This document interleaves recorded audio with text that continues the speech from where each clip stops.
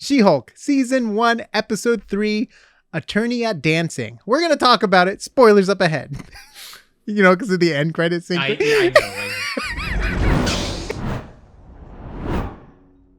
Welcome back to AsArt. My name is Nick, and I got Kyle with me here. Go check out his Instagram, Pecos with a Zero. He's an amazing, talented artist. Go support him. Let him know you come from AsArt. We've been covering She-Hulk here. We just watched The Rings of Power. We're watching Primal. We're watching The House of the Dragon. You would think it's summer with everything going on here. But everyone's back at school and they're releasing everything. Okay. Anywho, we're going to jump into She-Hulk. It was a different twist than what we're used to for Marvel stuff. And it's so funny because when I think of She-Hulk, I don't think of Marvel. So this is going to be fun. Interesting. What do you think of when you think of She-Hulk? Attorney at law. The law story. It's just so funny. Like obviously we're just getting shows now for Marvel. All we have ever known has been movies, action movies. True. So in my head, like a Marvel movie or even a show is action packed, or it's based around fighting, or it's, you solve the problem with your fist. You know what I mean? So it's very interesting to have something like where they would spend effects in like a courtroom scene and not like a fighting sequence. It's just, it's throwing me off. It really is throwing me off because I know Marvel is this and they're giving me this and it's just like, cannot compute, but but let's jump into it. It's like I said, Nick, we're going to get more courtroom stuff. It's more about due process. Yeah. Mm-hmm. Jurisprudence. By the way, I loved how she got called up to the stand. But yes, she was raring to go to be a witness. But okay, so let's jump into it. Do you have any notes you want to hit, or do you just want to go through the episode? We'll just go through the episode. So we start off with the cliffhanger, basically, right? She has to deal with her client escaping. Yes. Mm-hmm. And then Wong shows up. Which is Abomination, also known as Emil Blonsky. Yes. And then Wong shows up. Yes. And there's that great fourth wall break. She's like, not every episode is going to have a guest star, except for Bruce, and except for... So, that was the crazy part, because in the typical breaking fourth walls, they're speaking to the audience, but they're still grounded in their world and their reality. But she just admitted that it's a show, and technically she's a work of fiction. Yep. So, which is even going further in my book. Yeah. Right. I mean, it's like Spaceballs level. What is this? Yeah. This is now. When does this happen in the movie? Now. You're looking at now, sir. Everything that happens now is happening now. Now is now. Then is then. Remember when they're like fast forwarding? Like, what do you mean this is now? Fast forward. That was the past. This is the future. It's like, that's what's happening. That's, oh God. But I feel like watching Spaceballs all of a sudden. But everyone knows I drink Mr. Coffee while watching Mr. Radar. Yes, sir. Okay. Back to She-Hulk. A lot of courtroom stuff is going on here for sure. I like that all these superheroes and supervillains breaking the law. Wong? Right? Oh yeah, that was actually my favorite part of this episode. Like, she's like, you realize you've just admitted to facilitating a prisoner escape, which is a crime. Yeah. And he's like, I must depart. Yeah. And escapes arrest. Yeah. You know what's so funny? I wanted him to leave the way Peter Quill left in the fight on Titan. I think he did something to Thanos and he flips him off and he jumps through the portal. Yeah. And that's what I want. I want Wong just flip everyone off and jump through the portal. I'm out of here. Because that's what he did, basically. He's and also to your lead rules up to the trial, do not apply to me. I'm the sorcerer supreme. And also, when he's talking to Jen, in the office, he's like, we could do a sorcery plan B, and she's like, don't do the nose. The mirror dimension or something like that, right? And it's like, man, Wong bending the rules, And I'm curious where we are in the timeline, because he mentions that he can erase everyone's memory again. What Doctor Strange did in Spider-Man Into the Spider-Verse. And we know this is also going on with the 10 Rings movie. I can't remember. Shang-Chi, yeah. So we know that. So I'm very curious where we're at in the timeline with all this. Yeah. I mean, it's obviously after the Rings of Power. By the way, the 10 hold rings. on. By the way, we are covering the Rings of Power. Great segue, Kyle. I love it. By the way, we also have Freudian cool slip. Lord of the Rings merch. Go to AsArt.space. Okay, go on. That was perfect. Good job. Yeah. Well, we know it's after the events of Shang-Chi. Yes. Right.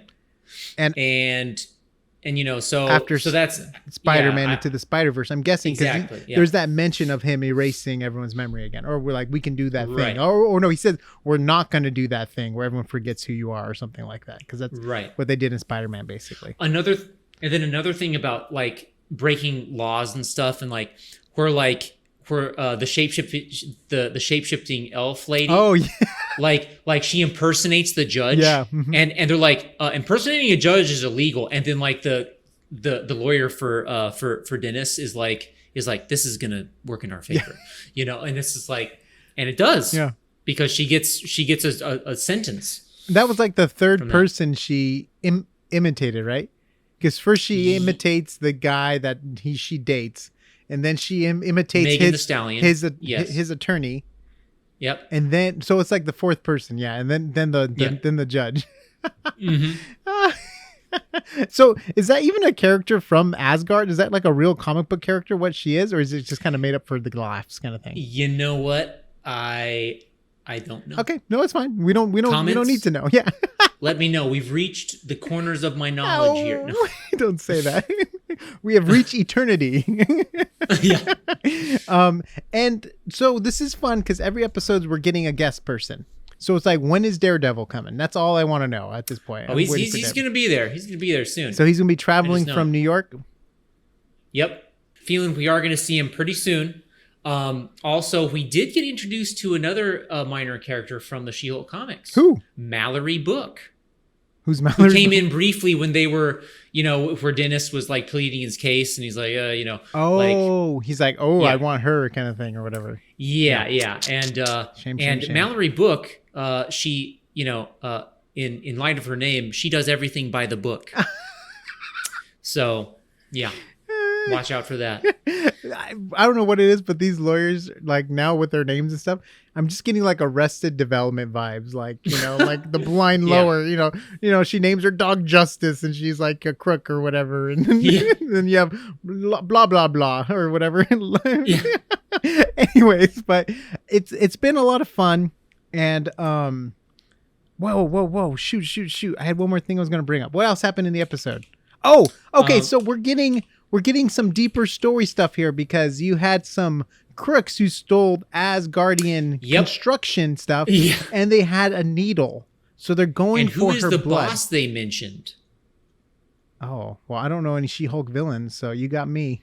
Kingpin? Oh, there's plenty of She-Hulk villains, and also crossover villains from other properties. It might be Ross, General Ross, or whatever that guy's name is. Maybe, I don't know. But I don't know. The boss, like, that seems pretty. General Ross would probably use the military. Oh, you're right. But I don't know who the boss is. Who would hire thugs? Ill-prepared thugs, by the way, to try and get a sample. Also, I was also not a fan on supposedly how easy you can get the Hulk powers now. How easily you can get the Hulk just powers? Like a couple drops of blood, and you'll have the Hulk powers. Oh right, yeah. Get that good old gamma radiation. Yeah, but it's just I get it. Like, it's a comic book too, so technically, I should not be alarmed by this because there's so many other crazy things going on in this world. But I'm just like, okay, so a couple drops of blood. Yeah, she has similar blood to Bruce because she's related and stuff, so she can handle it. But I don't know if that was that a comic book thing, or in the comic book, doesn't he like do a whole blood transfusion to save She-Hulk or something like that in the comic book? Technically, yes. It's like big process, it was, right? It was an actual transfusion, where it's not just like a couple bloods on a cut kind of thing. So, drops into a cut, So I'm just like, but we'll see where it leads. It could lead to some really cool characters like Red Hulk.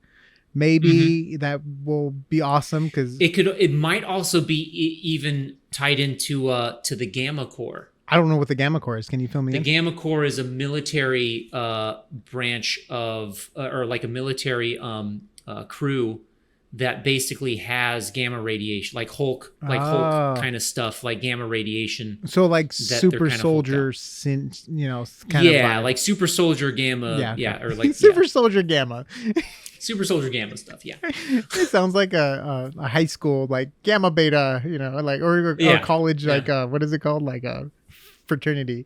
Yeah. Yeah, we're never mind. Cut that out. I'm so terrible. Do you have any other fun notes to go through? No, I just like the scene where the Light Elf impersonates Pug.